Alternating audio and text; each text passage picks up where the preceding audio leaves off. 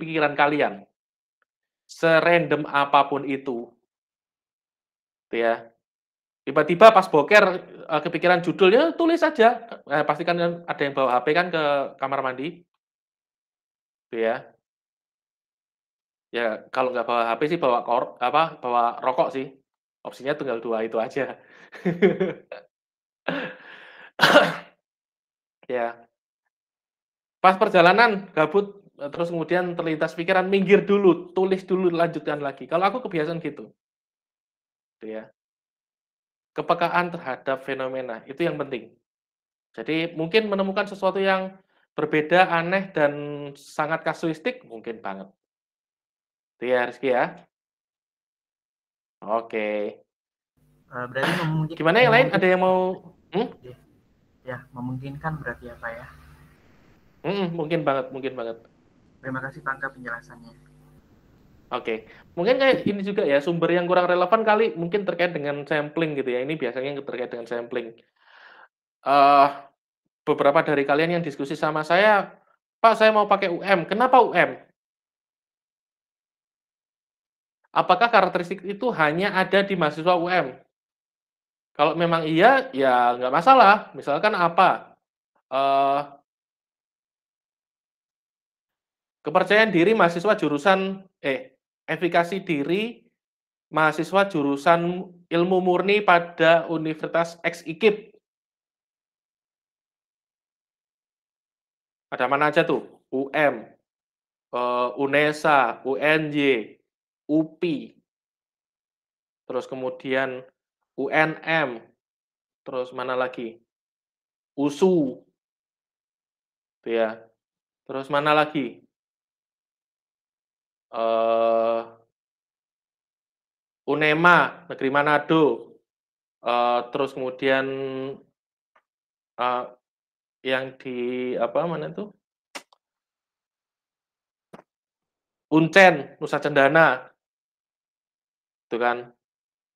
Yang UM cabang NTT, NTT apa NTB ya, aku agak lupa.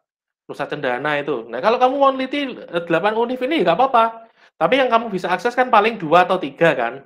Paling ya UNJ gitu ya 9. Nah, paling yang bisa kamu akses mana sih? UM sama UNESA mungkin. Ya nggak apa-apa. Random aja jurusannya.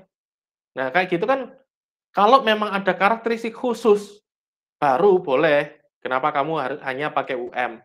Tapi kalau tidak ada karakteristik khusus gitu ya, hanya karena kemudahan aksesibilitas, kalau menurutku itu sekarang kalian kan bisa ya meneliti pakai Google Form dan lain sebagainya, di mana itu lebih dapat dapat responden lebih banyak, lebih cepat, data juga nggak harus apa ya, nggak harus dikirim ke sana kemari, langsung real time dapat. Menurutku nggak ada alasan untuk mengunci pilihan kalian di satu universitas sih, gitu. Itu saranku. Jadi kalau misalkan nggak ada alasan untuk menguji di satu fakultas, satu univ, ya kenapa harus gitu loh.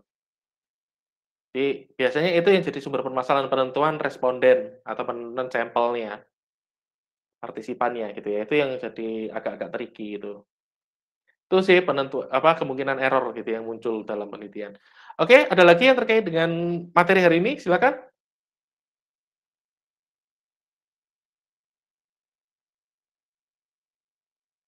Oke, buat teman-teman silakan kalau ada yang mau tanya via chat ya nggak masalah lah ya. Bentar. Oke, udah kelihatan penuh? Teman-teman semuanya? Sudah, Pak. Sudah, Pak. Oke. Nah, ini adalah gambaran bagaimana atau apa yang akan kalian susun gitu ya ketika kalian menggunakan format artikel gitu ya.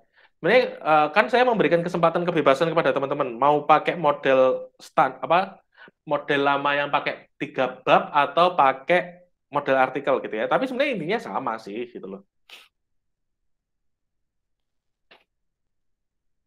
Nah, oke. Ini secara umum nanti yang kalau kalian mengerjakan ya kurang lebih bagian 1, 2, 3, 4, 5, sama 7 gitu ya, kecuali artikel lengkap itu sama kayak PPKI gitu ya, atau sama dengan model lama. Berarti kalau mau ngerjain itu gimana caranya? Ya udah lihat aja PPKI gitu ya.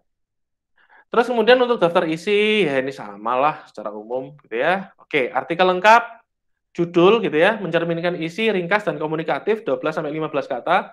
Di penelitian di Indonesia kebanyakan masih menggunakan pendekatan penelitian yang men-state atau menyebutkan penelitiannya tentang apa? Hubungankah, pengaruhkah, perbedaankah gitu ya. Itu selalu disebutkan dalam judul. Tapi teman-teman juga akan menemukan model penelitian yang seperti ini. Ntar, aku share lagi, ntar oh nggak bisa. Oke.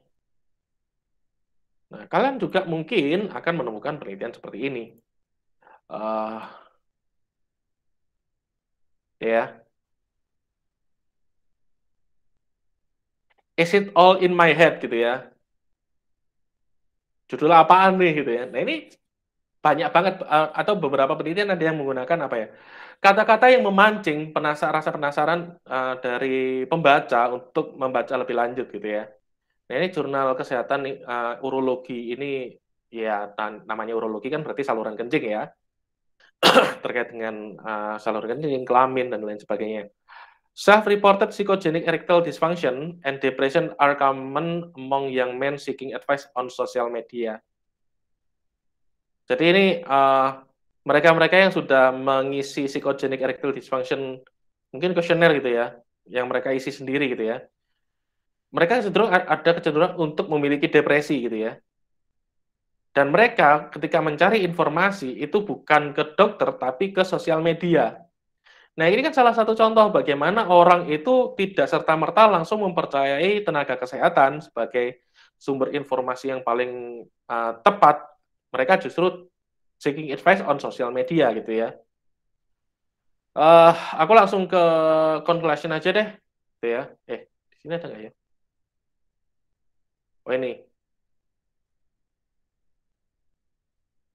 Social media platform like Reddit empower young men to discuss erectile dysfunction concern gitu ya. Jadi memang tidak bisa kita pungkiri bahwa sosial media membuat orang jadi apa ya? Jadi lebih aware, lebih memperhatikan terkait dengan disfungsi ereksi.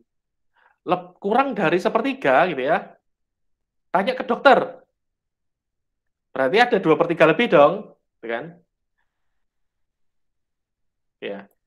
Nah, 2/3-nya gimana, Pak? Suggesting that men turn to peers on the internet first. Jadi mereka bukan nemuin dokter, malah nanya temen, gitu ya, lewat internet duluan. Terlepas dari risiko adanya misinformasi atau kesalahan informasi, gitu ya. Majority attributed symptoms to psychological etiologies and excess pornography or masturbation, gitu ya. Jadi mereka menganggap bahwa penyebab ejakulasi dini, disfungsi ereksi yang mereka alami gitu ya, itu karena faktor psikologis gitu ya.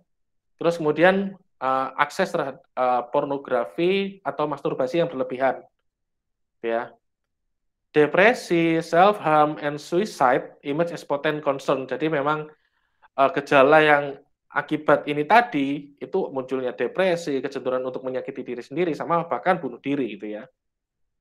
This data underscore that the importance of engaging proactively with young men, both in the consultation room and online. Jadi memang tantangan untuk ahli-ahli urologi gitu ya, untuk mereka lebih terima konsultasi itu lewat berbagai forum, tidak hanya di ruangan tapi juga secara online gitu loh. Nah, judul kayak gini gitu ya, isinya bisa apa ya? Apa sih is it all in my head gitu ya? Loh Pak, ini apa hubungannya sama psikologi? Ini menjadi modal salah satu penelitian Anna Offering C terkait dengan tadi apa namanya? Mencari informasi via sosial media. Jadi apa ya? Self diagnose-nya mereka itu ada terutama setelah mereka membaca sosial media. Kalau di sini Reddit gitu ya, contohnya Reddit di sini. Nah itu ternyata di kesempatan lain justru membuat mereka self diagnose terhadap apa yang mereka alami, gitu ya. Nah itu mungkin bentuk judul yang agak aneh-aneh gitu ya. Terus kemudian bisa jadi jurnal acuan kalian atau jurnal yang terkait dengan penelitian kalian bukan berasal dari psikologi. Mungkin nggak, mungkin banget. Gitu ya, ini salah satu contohnya tadi. Gitu. Tapi ini tidak bisa diangkat dari psikologinya, tapi lebih ke arah kebanyakan dari orang-orang yang mengalami gangguan kesehatan, mereka cenderung menghubungi teman terlebih dahulu dibanding langsung mencari pertolongan kepada tenaga medis yang kompeten. Kan nggak ngomongin masalah disfungsi ereksinya kan, tapi ngomongnya adalah terkait dengan perilaku mencari bantuan kepada teman dulu dibanding ke dokter. Nah, itu yang mau jadi fokus. Nah, kayak gitu kan berarti kalau kita terapkan di orang-orang yang orang-orang yang self diagnose, jadi mereka nyari tahu apa yang mereka alami, terus kemudian mereka menjustifikasi bahwa mereka mengalami ini gitu ya. Nah, ini kan jadi dasarnya self diagnose. Nah, itu yang aku jadikan diskusi tadi sama salah satu anak offering J gitu ya. Nah, oke, judul bisa aneh-aneh. Jadi jangan terlalu ini ya, jangan terlalu khawatir. Bentar. Terus oke.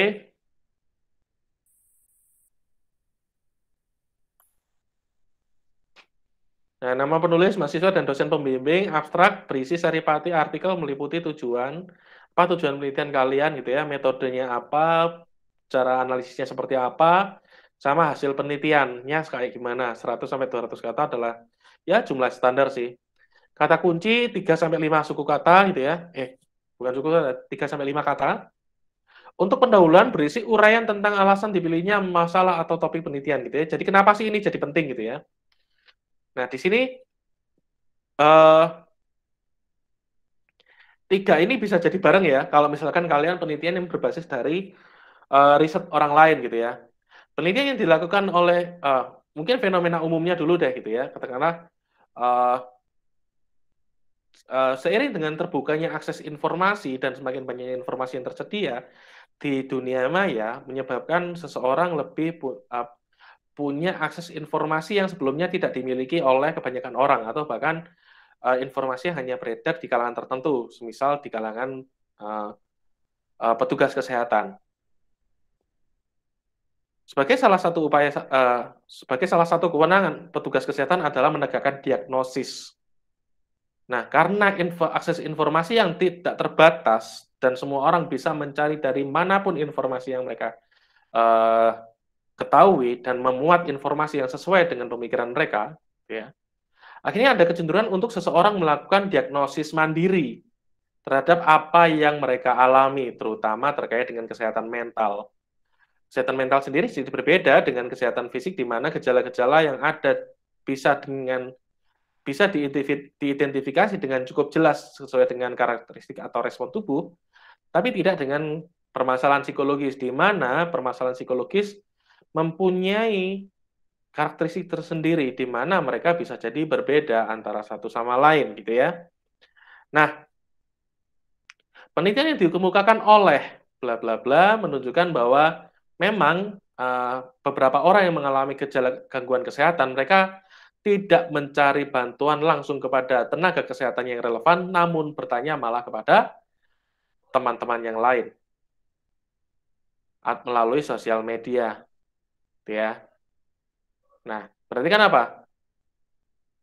Topik penelitian muncul gitu ya, terus kemudian hal ini apabila diteruskan atau terus berlanjut, ada kekhawatiran kesalahan diagnosa dalam proses pengobatan ataupun penyelesaian masalah psikologis yang mungkin muncul. Nah, ini kan alasan dipilihnya, topiknya keluar, penelitian terdahulu tadi keluar gitu ya, sesuai dengan penelitian ini seperti apa gitu ya.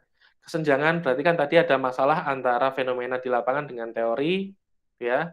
Teori yang relevan digunakan dan diakhiri dengan tujuan penelitian. Ya, jadi tujuan penelitianmu apa? 1.000-1.500 kata dan berisi sejumlah atau beberapa rujukan penting. Untuk metode berisi tentang desain penelitian, sumber data gitu ya. Penelitian ini merupakan penelitian kuantitatif atau penelitian ini merupakan penelitian eksperimental gitu ya. Between group design atau repeated group design gitu ya. Between sama apa ya satunya, aku agak lupa. in-group design gitu ya, atau repeated measures gitu ya istilahnya, pengukuran berulang, dengan memanfaatkan 360 orang mahasiswa angkat 198 mahasiswa S1 Psikologi Universitas Negeri Malang gitu ya. Bertanya seperti apa, yang sedang mengikuti mata kuliah apa atau sedang mengikuti pembelajaran apa, instrumen pengumpulannya apa gitu ya. Jadi kalian menyusun instrumen berdasarkan teori kalau misalkan kalian konstruk gitu ya. Berarti ataupun instrumen ini diadaptasi dari penelitian siapa gitu ya. Kalau instrumen kalian adalah instrumen adaptasi. Nah, validasinya kembali lagi kalau untuk kalian konstruk sendiri berarti bisa macam-macam caranya seperti yang sudah kalian pelajari. Kalau misalkan kalian menggunakan penelitian yang digunakan oleh orang lain, instrumen orang lain, kalau kira-kira memiliki karakteristik budaya, suku, bukan agama, budaya, suku, karakteristik masyarakat gitu ya, sama-sama kolektif atau sama-sama individualis gitu ya, katakanlah seperti itu kalau misalkan itu berpengaruh, berarti validasinya kalian bisa pakai dari penelitian sebelumnya. Tapi kalau belum, kalian harus adaptasi ataupun melakukan validasi ulang. Tapi kebanyakan sih tetap validasi ulang. Ya. Teknik pengumpulan data dalam penelitian ini dikumpulkan melalui Google Form yang disebarkan secara individual ataupun personal dan disebarkan secara klasik, secara massal melalui sosial media Twitter misalkan. Data yang dikumpulkan, pengumpulan data berjalan dari tanggal sekian sampai tanggal sekian. Dari rentang waktu tersebut didapatkan sekian ratus orang gitu ya. Laki-laki berapa, perempuan berapa, standar deviasi usianya berapa, usianya rata-rata berapa gitu ya, itu dijelasin statistik deskriptif banget lah pokoknya di sini gitu ya. Oh, ada yang tanya kah? Bentar.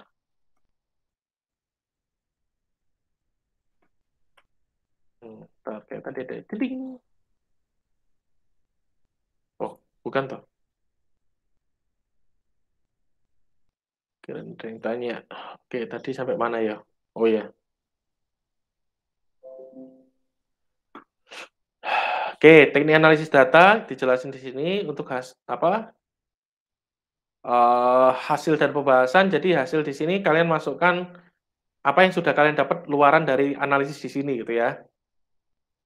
Oke, bagian hasil penelitian hasil analisis, gitu ya, penjelasan dengan variabel atau fokus penelitian untuk menjawab rumusan masalah.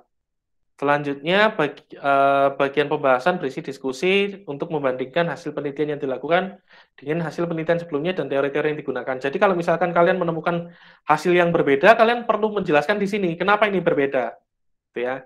Atau mungkin alasan lain dari jurnal lain untuk mengangkat bahwa oh memang berbeda karena ini loh, ada penjelasan. Yang bagus kan memang hipotesisnya sejalan dengan temuan. Tapi kalau misalkan nggak bisa ya mau gimana lagi coba, gitu ya. Sekitar 4.000 kata hasil dan pembahasan dapat juga disajikan secara terpisah, gitu ya. Hasil sendiri, pembahasan sendiri boleh. Dan biasanya memang seperti itu. Introduction, method, result, gitu ya, and discussion. Nah, simpulan saran berisi pernyataan-pernyataan ilmiah yang saling berhubungan, dirumuskan berdasarkan pembahasan, bukan rangkuman hasil penelitian. Jadi memang hasilnya apa sih simpulannya? Intinya apa intinya gitu ya. Saran berisi butir-butir rekomendasi kepada pihak terkait dengan simpulan yang telah dirumuskan. Jadi bisa jadi, kebiasaan deh. Bisa jadi apa yang kalian tuliskan gitu ya. Itu misalkan kayak gini, saya selalu ngomong deh, penelitian yang bagus adalah ketika kalian menemukan limitation di dalamnya, keterbatasan penelitian. Dan peneliti nggak masalah dengan itu gitu ya. Jadi nggak terlalu bermasalah selama hasilnya relevan gitu ya atau sesuai dengan kaidah, mampu dijelaskan dengan baik ya beres gitu ya.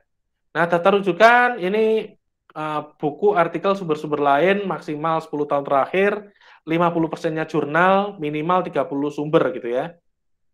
Penulisan dan perujukan dan penulisan daftar rujukan menggunakan reference manager. Berarti teman-teman saya minta untuk nginstal Zotero atau Mendeley ya untuk digunakan. Nah, nanti contoh artikelnya yang pakai Mendeley itu akan kelihatan kok di dalam proses penulisannya. Oke. Nah, contohnya ini. Ini kelihatan belum ya?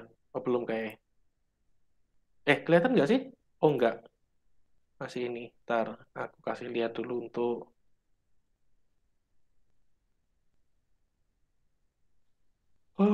Astagfirullahaladzim. La haula wala quwwata.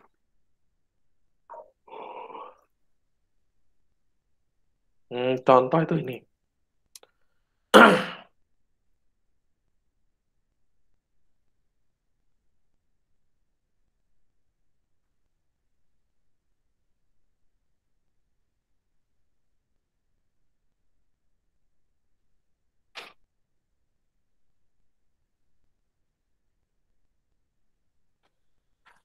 Oke, udah kelihatan semuanya? Sudah Pak, Sudah, sudah Pak. terlihat. Sudah, Oke, Pak. udah ya. Nah, ini salah satu contoh teman-teman, ketika kalian menggunakan reference manager, ketika ini diklik, itu langsung ngeblok.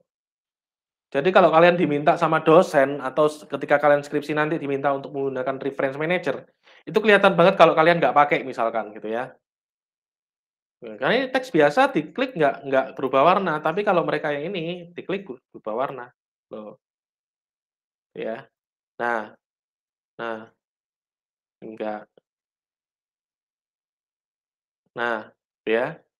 Oke, di sini ada yang sudah pernah pakai reference manager kah? Sudah terbiasa pakai?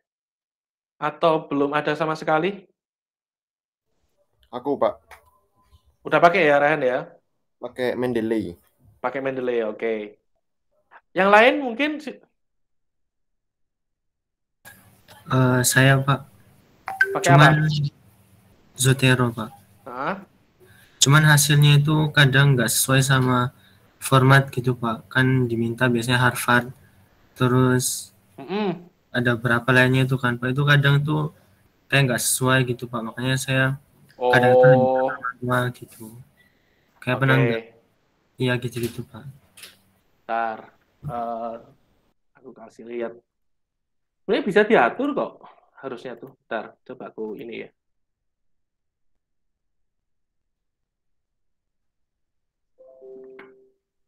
Oke ya, kelihatan Zoteroku ya.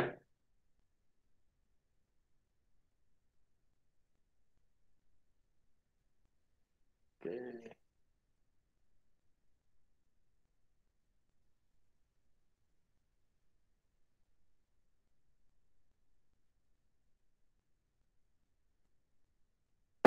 Aduh.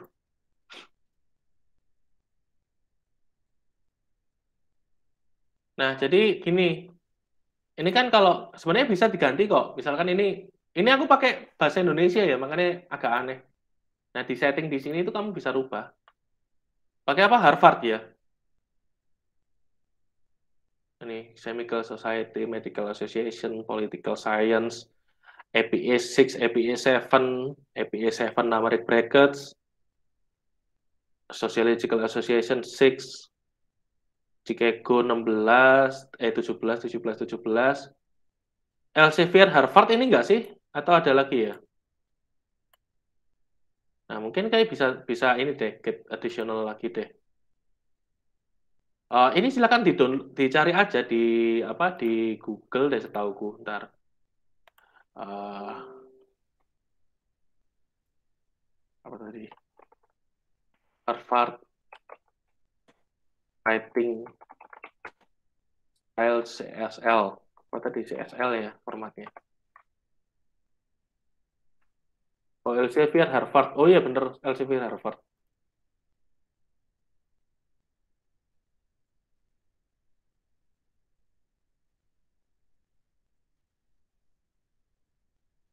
Ini tinggal di-download aja deh harusnya. Go to file. Mana nih?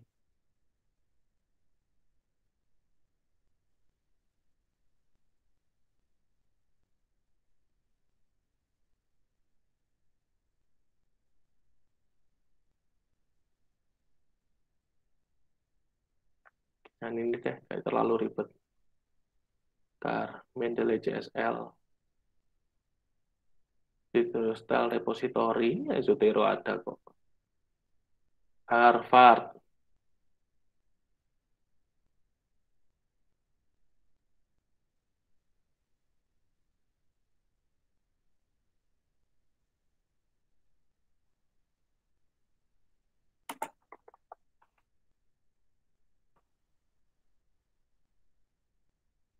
Ada.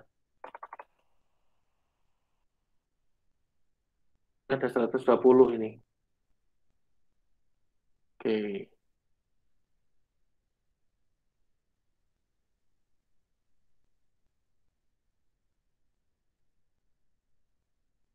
Berarti mereka ngacu ke Harvard semua sih ini. Kalau misalkan Harvard aja berarti yang tadi udah.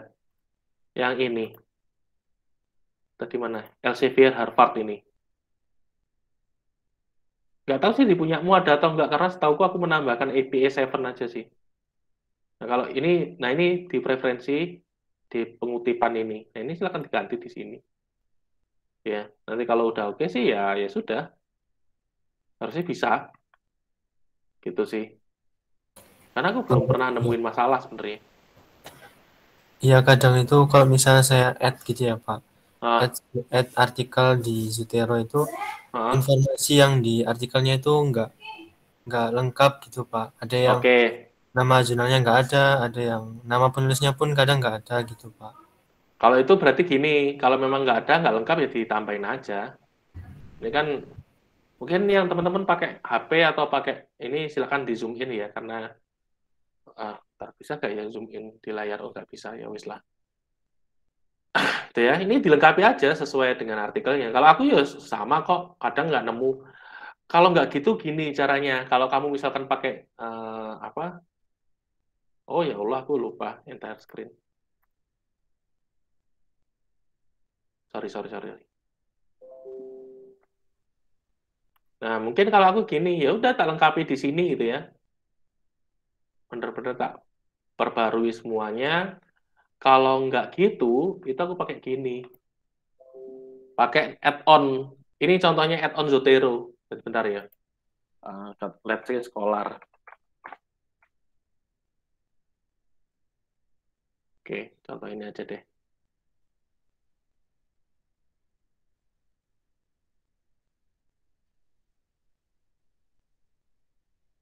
Oke. Nah, jadi gini. Di sini ada ini, apa? Kalau biasanya kan kamu paling memasukkan ini ya, nomor DOI, kamu Ctrl C, masukin ke Zotero, gitu ya. Terus kemudian ditambah ini gitu ya, survei misalkan, atau tadi, coba salin, terus kemudian ke Zotero, di sini Ctrl V, kan biasanya gini nih, you got the fight gitu ya, why non violation and group criticism led to conventional reaction. Kalau aku gini juga, ada nama aplikasinya ini, Save to Zotero. Ini add-on-nya di Google Chrome atau di, alhamdulillah, ini apa ya namanya? Browsernya ini, Edge, Microsoft Edge gitu ya. Sebenarnya basisnya sama Chrome kok. Nah ini tinggal diklik aja udah. Masukin kemana foldernya gitu ya, ke dosen, full text PDF, snapshot, udah dapat semua. Tinggal di enter, udah. Enter. Oke, ayo enter. Nah, udah, simpen. Ya, coba kita lihat. Nah, ini nih. Full text PDF. Remove. Bahkan ini aku double klik, ya udah. Sesuai. Makanya kalau, ya memang ada beberapa kali kesempatan nggak lengkap ya, memang ada sih.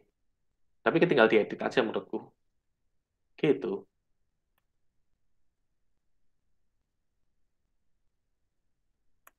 Iki tadi siapa yang tanya? Tuh, jenenge tadi Naila Faiza. Maaf Pak Azhar. Iya, Oke, rename dulu ya, biar aku nggak. Kamu pakai akun bisa di rename nggak sih di sini? Nggak bisa ya? Iya Pak, nggak bisa, harus dari pengaturan Google. Oh, ya wes lah. Oke. Oke, silakan. Ada lagi? Jadi modelnya nanti teman-teman kayak gitu ketika nyusun gitu ya. Jadi pakai Zotero, pakai Mendeley. Kalau ada yang belum pernah sama sekali familiar dengan dua aplikasi itu, mungkin ya semoga saya minggu depan sempat untuk membuatkan video buat teman-teman gitu ya. Nanti biar kepakai semuanya dan bisa diulang-ulang. Kalau menurutku itu. Jadi teman-teman silakan download Mendeley atau Zotero. Sebenarnya sama aja. tampilan keduanya juga ya 11-12 lah tampilannya. Kalau mau lebih simpel pakai Zotero, mau kompleks dan lengkap, akan ada referensi jurnal-jurnal yang relevan dengan penelitian kalian atau yang sudah kalian input di situ, ya lebih enak pakai Mendeley gitu. Karena waktu S2 aku pakai Mendeley, tapi akhir-akhir aku pakai Zotero karena simpel. Oke, ada lagi yang mau diskusi, teman-teman silakan.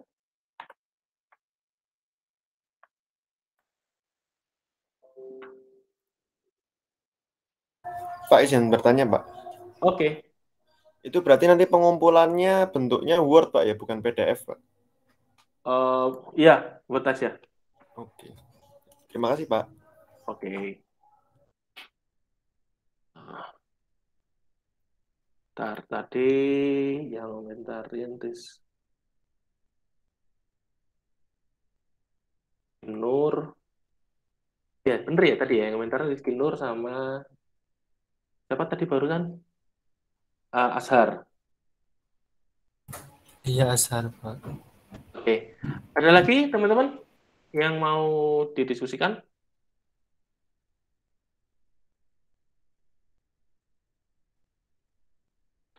Oke, kalau memang nggak ada, berarti kelas bisa kita akhiri gitu ya untuk kesempatan hari ini. Semoga bermanfaat. Tapi kalau teman-teman mau diskusi, yang mau diskusi setelah ini terkait dengan judul gitu ya, saya persilakan untuk stay di ruangan ini dan raise hand gitu ya. Biar nanti yang AFK aku kick dulu gitu ya. Mungkin sekian dari saya. Terima kasih untuk kesempatannya pada pagi hari ini. Semoga bermanfaat. Selamat pagi. Wassalamualaikum warahmatullahi wabarakatuh. Waalaikumsalam. Terima kasih, Pak. Terima kasih, Pak.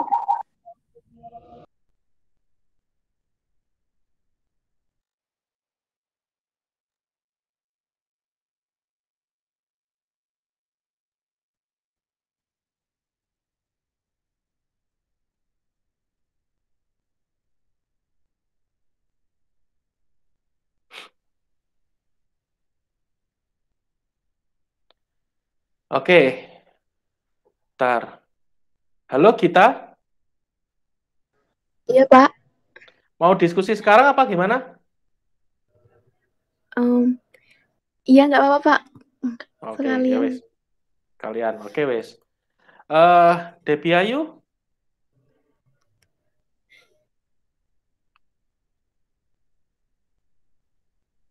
Oke. Bentar. Aku yang ingat punya janjian dulu nih kita. Rencanamu kapan sih? Aku agak lupa. Apa mau barengan sama teman-temanmu aja? Sesuai jadwal. Rencana saya tadi jam 7 malam, Pak. Nanti tak ya? Iya. Oh ya wes, nanti ya wes, nggak apa-apa. Oke. Iya, Pak. Makasih, Pak. Oke, silakan live ya. Oke. Azhar mau diskusi kah? Pak, enggak, saya ada satu pertanyaan terakhir, Pak. Oke. Ini tadi kan kalau di share screen-nya Pak Angga itu saya lihat di penyusunan artikel nggak ada bab 2-nya, Pak. Kayak tinjauan pustaka gitu. Itu apa harus begitu, Pak? Biasanya sih ini apa itu pembahasan itu apa theoretical itu ada setelah introduction sih. Tuh memang kayak tadi nggak ada, tapi biasanya memang opsinya dua, dia pembahasan dimasukkan di belakang atau ada di depan sebagai pelengkap juga. Kalau aku sih prefer ada di depan juga nantinya. Oh, baik, Pak. Berarti ditambahkan di pendahuluan gitu ya, Pak? Tambahin di pendahuluan aja. Atau kalau kayak gitu ya di introduction, setelah introduction nanti theoretical apa ya, kajian literatur lah atau ya kajian literatur singkat gitu ya. Y-nya apa, X-nya apa, keterkaitan X, Y gimana gitu ya. Itu sih. Oh iya, baik, Pak. Terima kasih, Pak. Oke. Oke, silakan dari teman-teman. Kalau ada yang mau diskusi, siapa dulu nih? Rehan mau diskusi kah apa Rizky Nur pertama dulu? Sebentar, Pak. Tempat saya masih azan. Oh ya wes, oke. Iya, Pak, masih azan, Pak. Oke, kita rehat dulu ya.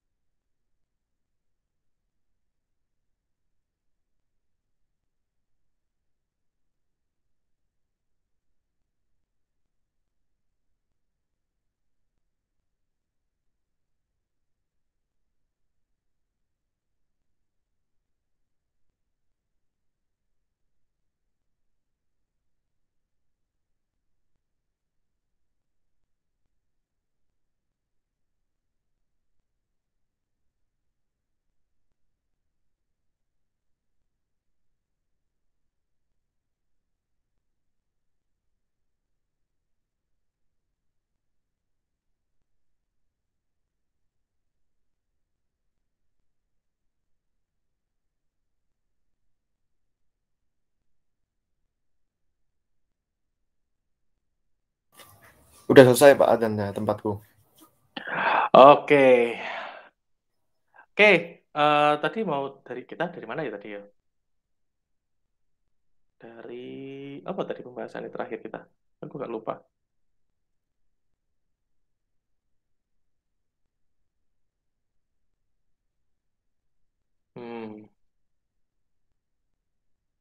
Tadi masalah terakhir artikel ya atau ditulisan ya. Oh itu tadi pertanyaannya Azhar. Apa lagi deh? Kalian mau ini diskusi apa nih? Silakan. Mau siapa dulu? Mau ini dulu siapa deh? Terserah, monggo. Aku dulu mungkin Pak. Tadi nyambung pertanyaannya siapa namanya? Eki juga yang tadi tanya waktu jam mata kuliah terkait kalau misal nggak ada teorinya Pak, itu nanti sistematika apa namanya? Sistematika proposal itu kayak gimana Pak? Misalkan tidak ada teorinya. Ya gini loh. Tidak ada teori bukan berarti tidak menjelaskan teori apa ya? Belum ada teori berarti tidak ada teori loh ya. Berarti kalau memang belum ada, bisa jadi teori yang bisa kamu gunakan adalah teori yang diambil dari penelitian di bidang ilmu lain. Contoh tadi kan, terkait dengan apa self-diagnose. Gitu ya. Itu kan masalahnya apa namanya? Mungkin ketentuan self-diagnose lebih ke arah self questionnaire gitu ya, yang ngisi sendiri terus kemudian dia menyimpulkan sendiri, padahal ya penentuan itu kan macam-macam banget nih gitu ya. Nah, kenapa sih orang untuk self diagnose itu kita bisa jadi tidak hanya dari ilmu psikologi, tadi juga nemuin penelitian lain ternyata kecenderungan orang untuk self diagnose itu terkait dengan accessibility, affordability, accessibility kan berarti akses terhadap pelayanan kesehatannya. Affordability kan terkait dengan harganya, akses terhadap harga, kemungkinan keberlanjutan, gitu ya. Terus kemudian yang terakhir itu tadi apa ya? Aku agak lupa, ada 4. Nah ini konteks penelitiannya ada di US, di mana respondennya adalah orang-orang Afro-Amerika, di mana mereka adalah, ya kalian tahu sendiri lah kalau berita biaya kesehatan di US itu kan mahal gila gitu ya. Terus kemudian akhirnya ya untunglah kita punya BPJS gitu ya, sakit apapun ya bayarnya cuma 125.000 per bulan gitu ya. Nah, ini kan konteksnya real di lapangan untuk masyarakat ekonomi menengah ke bawah, masyarakat termarginalkan gitu ya. Konteks tadi, jawaban tadi muncul. Nah, berarti apa? Yang paling mungkin di Indonesia, kenapa sih affordability di Malang ada beberapa puskesmas yang dia punya psikolog. Bayangin ke psikolog harga puskesmas coy. Sekali datang ke puskesmas paling mentok 5.000. Ya kan? Udah. Biaya layanan mentok 5.000 udah puskesmas tuh. Kalau sama dengan Jombang loh ya, karena aku biasanya puskesmas di Jombang. Terus kemudian semahal-mahal pun mau praktek individual, tetap aja 100.000, 150.000 per sesi sekali ketemu. Bayangkan di US itu untuk kesehatan mental sekalipun bisa sampai ribuan US dollar, puluhan bahkan sampai ratusan ribu US dollar. Ya, segila itu memang. Makanya di Indonesia affordable nggak? Mayoritas dari kita akan mengatakan itu affordable untuk kalangan menengah. Gitu kan? Untuk kalangan bawah mungkin mereka menganggap bahwa permasalahan psikologis belum terlalu berat atau belum terlalu penting gitu ya. Berarti affordability jelas iya. Terus kemudian keberlangsungan ya, kalau affordable, kalau murah ya bisa dijangkau kan pasti orang akan melanjutkan itu. Yang paling mungkin dari 3 opsi tadi adalah yang pertama, accessibility. Accessibility tadi gimana? Accessible itu misalkan coba cek di bagian risetnya. Ternyata ketemu. Ini hasilnya tapi di penelitian yang urologi tadi ya. itu adalah memberikan membuka ruang konsultasi tidak hanya secara praktek individual, tapi juga di sosial media, melalui media online. Nah, berarti kan sebenarnya aksesibel ini dua hal, aksesibel secara fisik atau bisa aksesibel secara ketercapaian terhadap orang ini. Kita bisa nggak menjangkau orang tersebut secara digital misalkan. Ada nih, katakanlah, oke, paling bagus Indonesia Dr. Boyke. Kita mungkin nggak dari, katakanlah, let's say dari Bali ke Jakarta hanya untuk ketemu Dr. Boyke gitu ya. Kan ya nggak juga. Berarti kan, andai kata Dr. Boyke buka praktek di Halodoc, udah pasti rame banget tuh. Berarti kan dia nggak aksesibel secara fisik, tapi aksesibel secara digital. Aksesibel nggak? Aksesibel. Nah, makanya, berarti kalau misalkan mau membuat penelitian, berarti terkait dengan persepsi aksesibilitas. Bukan pengetahuan ya, kalau kita akan afektif, konaktif, kognitif kan. Pengetahuan jelas bukan. Oh, namanya aksesibilitas kok pengetahuan. Gitu ya. Berarti apa? Afektif, konatif, kognitif. Perilaku aksesibel. Apakah itu perilaku? Ya, memang ada upaya untuk menjangkau itu gitu ya. Tapi kan ini dilakukan, harus benar-benar dilakukan. Nah, berarti kan afek nih yang kita bisa pengaruhi, sikap yang bisa kita pengaruhi. Berarti kan sikap, keyakinan, penilaian, gitu kan, persepsi aksesibilitas terhadap kecenderungan seseorang melakukan self-diagnose. Ketemu? Dari mana? Dari dua teori memang. Beda lagi sama kasus yang tadi saya angkat. Kalau ini kan berdasarkan dari penelitian yang Afro-Amerika. Kalau tadi yang dimaksudkan oleh peneliti awal, oleh teman kalian, bagaimana status permasalahan mental health seseorang itu dijadikan tadi pansos, ajang pansos. Berarti kan pansosnya apa? Pansosnya kan show off. Show off kalau konsep psikologi apa? Social representation. Gitu kan?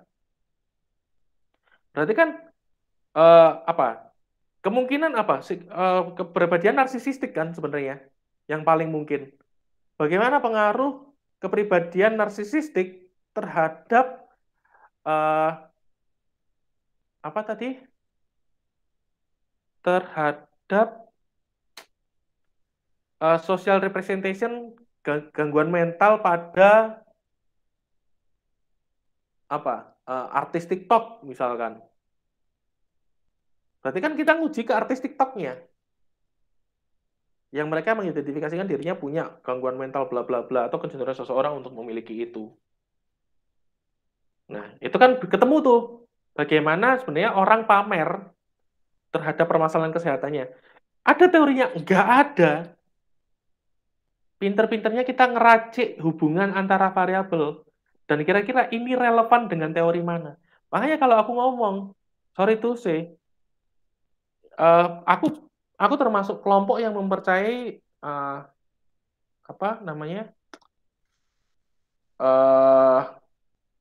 psikologi lintas budaya, cross cultural psychology itu nggak ada. Kalau aku pribadi loh ya, maksudnya bukan cross culturalnya, lebih ke arah psikologi ulayat atau apa sih istilahnya itu? Indigenous psychology.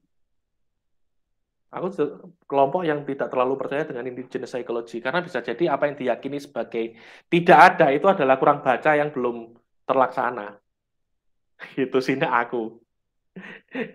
Gitu. Nah, kalau misalnya nggak ada teorinya nggak mungkin.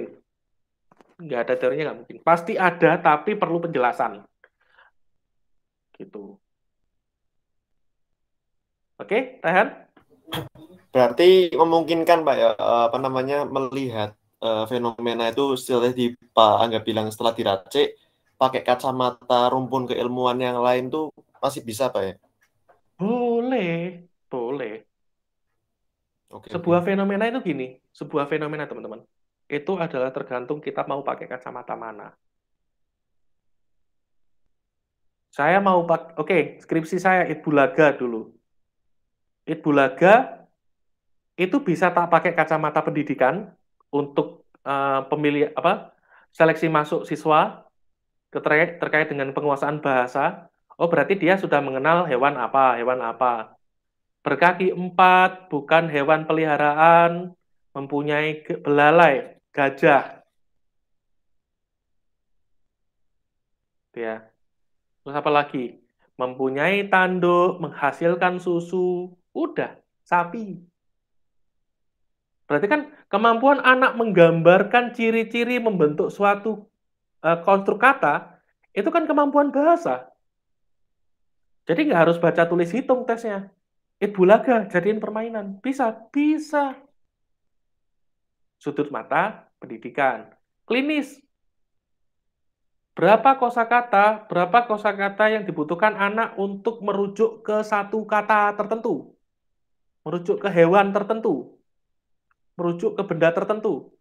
Rata-rata berapa anak-anak itu? Aku nyusun panduannya, tak jadiin alat tes. Bisa klinis. Berarti nanti anak yang mengalami gangguan bicara atau keterlambatan bicara, mereka cenderung menjawab mereka untuk merujuk ke satu kata tertentu 0 atau bahkan terlalu banyak. Ya 0 lah, karena dia kesulitan bicara kan. Gitu. Nah, kalau menurutku sih kayak gitu juga bisa.